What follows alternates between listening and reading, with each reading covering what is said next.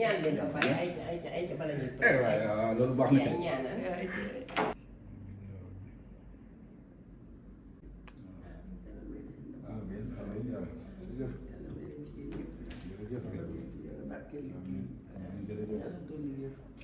alhamdulilah sant ko yàlla def ko addi ci yonent bi sallallahu alayhi wa sallam sant ko yàlla sant ko yàlla sant ko yàlla alhamdulilah rabbil alamin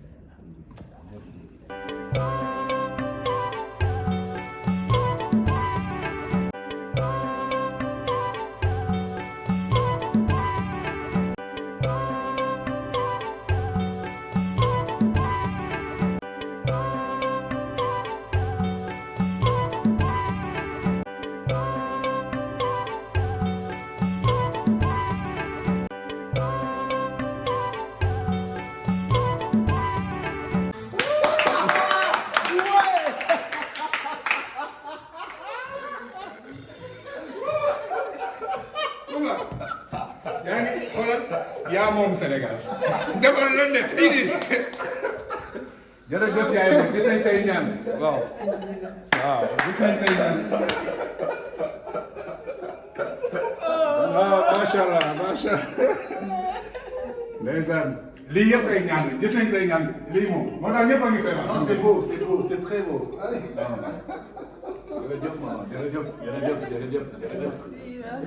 Le premier jour dans le studio quand on a enregistré, il est venu s'asseoir. On est mais comment on s'est entretenu. Merci. Vraiment ça c'est le début de quelque chose. Machallah. Non, elle le mérite. Yaa ma moom. Kii non. yaa ma mel ma doom ji de ñii ñoo ma ko gën a bëgg waaye xam naa ne ñoom ñii suñu xol la nekk. non yaay mooy kii. yàlla bu seytaane dugg seen amiin yàlla bu seytaane cat dugg seen diggante elle le mérite mère kii artiste la. nit bu la bëgg tamit da nga koy xam. voilà. c'est là te ni ngeen ko bëggee noonu la ko seen yaay bëggee. ñu ñëw ci xam dara. moo tax bu mbakkaasee fële rek ñu dal suñu bopp. on réfléchit même pas. En fait, les gens ne savent pas être dans la tête de Coumba.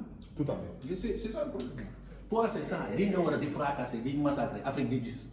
Diva is back. Non, tu as. Oh God, thank God. loolu affaire bu ñuul boobu man Kam bi.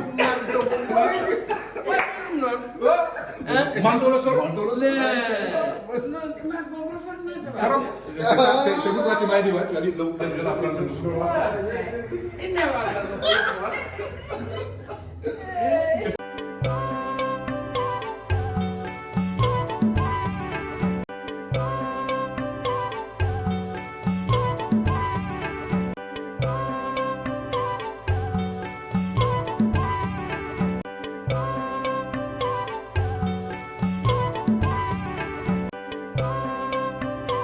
Lisa, vous savez ce qu'on va pas débrancher la machine batterie. Plus elle regarde, elle va. Débranchons pas. Non, je pense que c'est bon.